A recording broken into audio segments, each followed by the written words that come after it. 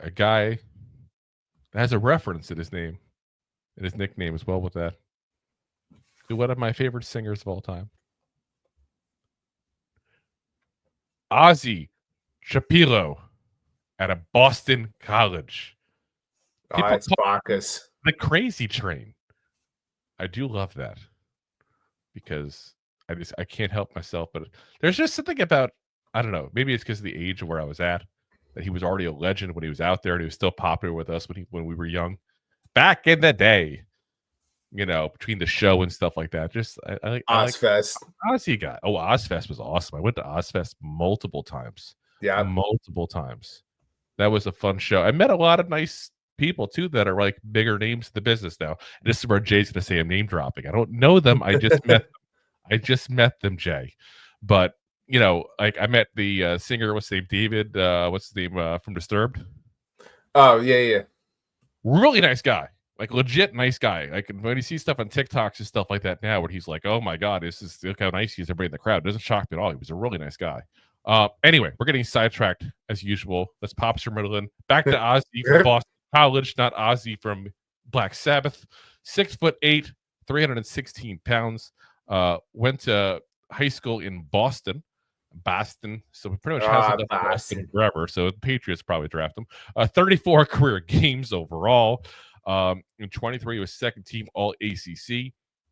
This past season, he is 12 games, 76.8 PFF grade, first team All ACC. All but two of his career snaps, all but two of his snaps the last season there were at right tackle. Actually, the last two seasons. For his career overall, he was 646 snaps at left tackle, 3 at left guard, and 1,483 at right tackle, where, again, like I said, he played the last couple of years there. Big guy, patient in pass reps. That's one of those things that I feel like people sometimes don't get the nuances of playing offensive line. Again, I was never good because I was way too small, but I learned a little bit of it when I was in high school. You can't just move the way you want to move when you're an offensive lineman. You have to wait to see what, to a certain degree, what the guy's going to do. And that's why when they say snap and punch, you want to snap and you want to get the initial pop. You're setting the tone. You're going to go ahead and kind of be in I'm going to set the tone for this whole entire meeting here. By the way, when I mean meeting, I mean that one snap. You have to do it again over and over and over and over again. So it makes you a good player or not. Obviously, I was not good at that. That's why I'm not here instead of set up in my mansion for my NFL money. But when you're sitting there doing that, you're going to set the initial pop and pass blocking specifically here. And you're going to sit back to see what the guy does. And you have to respond in kind with whatever move makes sense for what he does. Whether it tries to bull rush you, whether it tries to jab you back, does he tries to push your shoulders, does he try to do a spin, does he try to swim, is there a stunt coming? You have to wait and see what happens to a certain degree.